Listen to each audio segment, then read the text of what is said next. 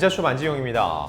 영웅시대 여러분, 얼마 전에 굉장히 반가운 소식을 접했죠. 임영웅 씨가 이제 글로벌로 나아갔습니다. 미국 빌보드 차트 순위권에 진입을 했는데, 여기서 여러분 생각을 해보세요. 왜 이제 등장했을까?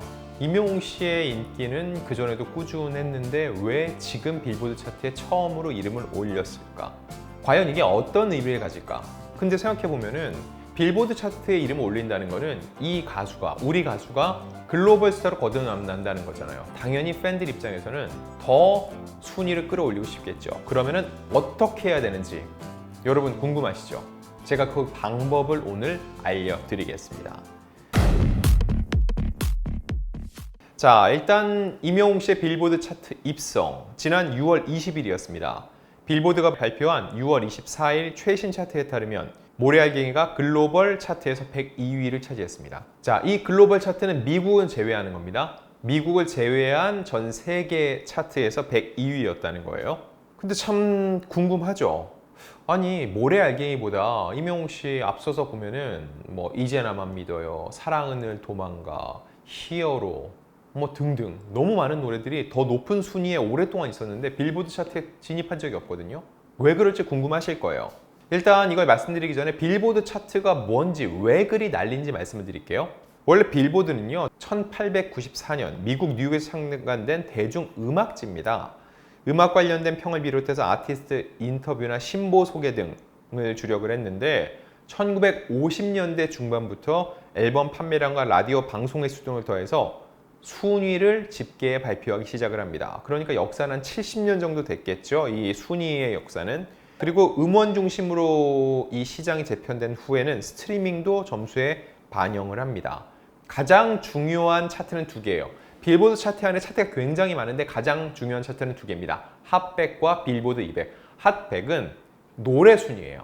노래 한 곡이 얼마나 인기가 있는지. 그래서 1위부터 100위까지 핫100, 그리고 빌보드 200이 있습니다. 빌보드 200은 앨범 차트예요. 이 앨범이 얼마나 많이 팔렸고 앨범 전체가 얼마나 사랑을 받는지 1위부터 200위까지 정한 게 빌보드 200입니다.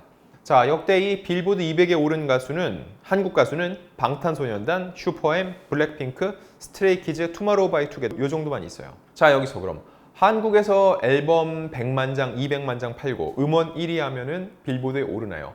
여러분, 절대 아닙니다. 그랬다면은 지난해 5월에 임영웅은 정규 앨범 1집을 낸 다음에 곧바로 빌보드 차트 높은 순위권에 들었어야죠. 그렇게 되지 않았다는 겁니다. 자, 어떻게 집계를 하는지 말씀드릴게요. 먼저 아까 말씀드렸던 앨범 차트 빌보드 200입니다. 실제 앨범 등 전통적인 앨범 판매량의 음원 스트리밍 횟수를 앨범 판매량으로 환산해서 더한 SEA라는 지수가 있고요. 그리고 디지털 음원 다운로드 횟수를 앨범 판매량으로 환산한 TEA, 이런 것들이 있습니다. 이런 것들을 다 더해서 순위를 정한다는 거죠. 그리고 이 앨범은요, 한국에서 발매해서 한국에서 파는 앨범이 아닙니다. 기준이 한국에서 만들었지만은 미국으로 보내요. 그래서 세관, 통관 거쳐서 미국의 바코드를 지켜서 미국 내에서 판매가 돼야 돼요. 그래야지 비로소 빌보드 차트에서 매겨지는 빌보드 200에 이게 집계가 된다는 겁니다. 예를 들어 볼게요. 6월 26일에 빌보드 200에서 2위를 차지한 보이그룹 에이티즈라고 있어요. 그들이 국내에서는요 150만 장 넘게 팔았습니다. 미국에서는 집계된 게 얼마였을까요? 10만 1000장이었어요. 근데도 빌보드 2위를 했습니다. 미국에서 10만 장 넘게 팔면은 빌보드 톱3 안에 든다는 얘기예요. 그럼 이렇게 하려면 어떻게 해야 될까요?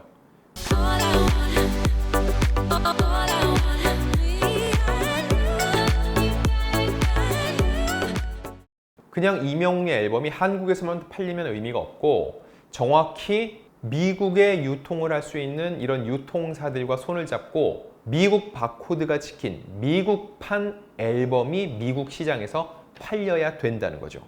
자, 그럼 음원은 어떨까요? 빌보드에서 집계하는 공식 순위 사이트에 들어있는 음원이어야 합니다. 그리고 이 노래를 미주 지역에서 들어줘야 돼요. 그러면은 그동안에도 노래는 쭉 나왔는데 왜 이번에만 하필 모래알갱이만 102위를 차지할 수 있었는지 보면은, 국내 음원 차트 여러분 뭘 통해서 임영웅 씨 노래 들으시나요? 뭐 멜론이나 지니뮤직, 이런 사이트들이죠. 이 중에서 멜론, 국내 음원 사이트 중에서는 가장 크죠. 이 멜론 데이터가 빌보드 차트에 반영이 됩니다. 이 미국 빌보드의 데이터 관리 업체인 루미네이트와 멜론이 계약을 맺었어요. 그리고 이 데이터를 6월 7일부터 빌보드에 제공을 하기 시작을 했습니다. 6월 7일이죠. 모래 알갱이가 언제 발표됐죠? 6월 5일에 공개가 됐죠.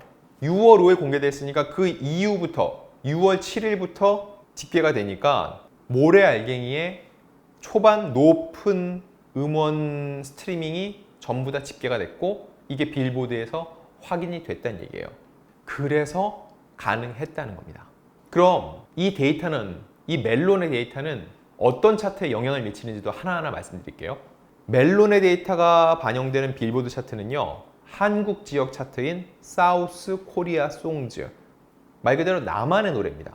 그리고 미국을 포함한 200개 이상 국가의 음원 순위를 집계하는 글로벌 200, 글로벌 200은 미국이 포함돼요.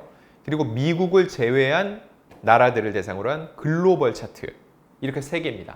그 중에서 임영웅 씨는 어느 차트에 올랐다고요? 이 미국을 제외한 글로벌 차트에서 102위에 올랐다는 거죠. 위 차트들 모두 온라인 스트리밍과 디지털 판매량을 기준으로 집계되는데 멜론은 음악 스트리밍과 다운로드 데이터를 이곳에 제공을 한다는 거죠. 그러면은 한국에서 음원 성적이 아무리 좋아도 사실상 핫백에는 포함이 안 돼요. 왜냐? 말씀드렸죠. 사우스 코리아 송즈, 글로벌 200, 글로벌 3개에만 제공되기 때문에 빌보드의 메인 차트인 핫백에는 아무리 높아도 포함될 수 없다는 얘기예요. 근데 K-팝 이런 아이돌 가수를 제외하고 핫백에서 가장 성적이 좋았던 가수는 누구일까요? 싸이입니다. 싸이. 싸이의 강남 스타일이 2012년에 2위까지 올랐어요. 그럼 사람들이 이상하게 생각해요. 아니, 그때는 지금처럼 멜론에서 빌보드로 보내는 서비스도 없었는데 한국에서 발표된 강남 스타일이 어떻게 2위에 올랐어? 라고 궁금해할 수 있는데 말씀드릴게요. 당시 싸이는 사실 빌보드에 들어가려고 어떠한 노력도 한 적이 없습니다. 굳이 미국 공략을 할 생각도 없었어요. 그런데 왜 2위일까? 유튜브 조회수가 집계가 돼요. 여러분, 강남 스타일 뮤직비디오가 유튜브에서 조회수가 몇일까요? 6월 26일 기준으로 무려 48억 뷰입니다. 48억 뷰. 어마어마하죠? 자, 이 빌보드 핫백은 빌보드에서 집계하는 음원 사이트의 음원 다운로드와 스트리밍, 여기에 미국에서 트는 라디오, 그리고 유튜브가 들어갑니다. 그래서 강남 스타일은 유튜브에서 어마어마하게 터졌기 때문에 그 성적만으로도 압도적으로 높은 성적을 반영받아서 핫백, 빌보드 2위를 차지할 수 있었던 거죠.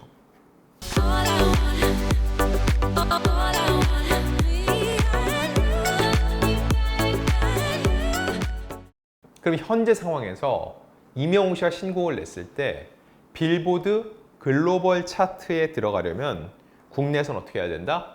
멜론을 들어야 합니다. 여러분들, 특히 영웅 시대 분들은 특히 잘 아시겠지만 임영웅 씨의 줄 세우기는 지니뮤직에서 많이 활용이 돼요. 아침만 되면 임영웅 씨 노래가 훅 올라가 있죠. 근데 지니뮤직에서 아무리 많이 들어도 현재 시스템상 글로벌 빌보드 차트에는 반영이 되지 않습니다. 그래서 임영웅 씨의 신곡이 나왔을 때 빌보드에서 순위를 끌어올리려면 상대적으로 이 멜론에서 많이 들어야 된다는 거죠. 자, 그럼 메인 차트, 가장 중요한 차트인 핫백에 들어가려면 어떻게 할까요? 이건 음원 다운로드와 스트리밍이 아이튠즈나 애플 뮤직 같이 해외 기반 빌보드에서 집계되는 이런 사이트에서 음원 송출이 되고 유통이 돼야 된다는 거예요. 그리고 또 하나 유튜브 조회수도 필요하다는 거죠. 자, 그리고 라디오. 그러면 임영웅 씨 노래를 미주 라디오에서 들으려면 어떻게 될까요?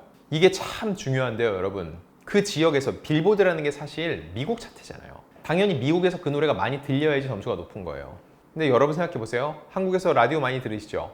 한국 라디오에서 배철수의 음악 캠프 같은 팝 프로그램 말고 팝송 듣는 거 많이 들리시나요? 많이 안 들리죠? 상대적으로 한국 노래 많이 틀어요. 그러다 보니까 어떻게 해야 되냐? 결국 임영웅 씨도 핫백을 노리기 위해서는 영어 가사 노래를 발표해야 됩니다. 우리나라에서 K-팝 가수 중에서 처음으로 핫백 1위를 차지한 게 누굴까요? 방탄소년단이에요. 무슨 노래일까요? 다이너마이트입니다. 다이너마이트는 영어 가사로 썼어요. 영어 가사로 쓰여 있어야지 그 노래를 미주 지역 라디오에서도 많이 틀어주는 거예요. 왜냐면 자기들의 언어니까. 외국인의 언어면 아무래도 상대적으로 덜 틀어주겠죠. 결국 이명웅 씨도 외국을 겨냥한다면, 빌보드 차트에서 조금 더 높은 성적을 기대한다면 영어 가사를 묻힌 노래를 발표를 해야 된다는 거죠. 결국 따지고 보면은 현재 팬덤의 힘만으로는 한계가 있습니다. 팬덤이 작다는 얘기가 아니에요. 시스템적으로 닿기 위해서, 빌보드 집계가 되기 위해서는 이명웅 씨 회사와 본인의 의지가 굉장히 중요합니다. 일단 글로벌 유통사와 손을 잡아야 돼요. 그래서 글로벌 빌보드 차트에 음원이 집계가 되는 사이트에 음원을 공급하고, 앨범도 직접 미국 시장에서 판매가 되는 미국 바코드가 찍히는 앨범을 납품을 해야 된다는 거죠. 그리고 이런 내용을 팬덤들과 공유를 하고 끊임없이 프로모션을 해야지 이 빌보드 차트에서도 좋은 성적을 거둘 수 있다는 겁니다. 자, 그럼 이런 해외 진출에 대해서 이명웅 씨의 생각은 어떨까요? 일단 이명웅 씨 올해 초에 LA에서 처음으로 해외 공연을 했고 매진을 읽었죠. 그리고 LA에서 공연 직후에 촬영한 마이 리틀 히어로를 통해서 본인의 속내를 밝혔습니다. 스스로 좀 더 세계적 도전을 해봐도 되겠다, 해보고 싶다는 생각이 들었다라고 얘기를 했습니다. 이번에 이명웅 씨의 LA 공연의 가장 큰 성과는 LA에서 공연을 했다가 아니라 더 큰 시장을 보고 왔다는 거예요. 그래서 그걸 보고 나니까 이명웅 씨 역시 어떤 생각이 들었다? 세계적 도전을 해봐야겠다, 해보고 싶다는 마음을 갖게 됐다는 건데, 이렇게 되면 이명웅 씨의 세계 도전을 위한 여러 가지 인프라가 갖춰져야 됩니다. 플랫폼, 시스템이 있어야 되는데 향후 물고기 뮤직이 고민해봐야 되는 대목이라는 생각이 들고요. 결국 이런 세계 진출, 빌보드 진출은 전략적이어야 됩니다. 회사가 만약 그 방향성을 잡고 공식화한다면 팬덤 역시 그거에 맞춰서 보다 전략적으로 움직일 필요가 있는데, 그때는 과연 어떻게 움직여야 될지 저희 올드스타가 조금 더 전문적으로 영상 준비해서 여러분들께 설명해 드리겠습니다.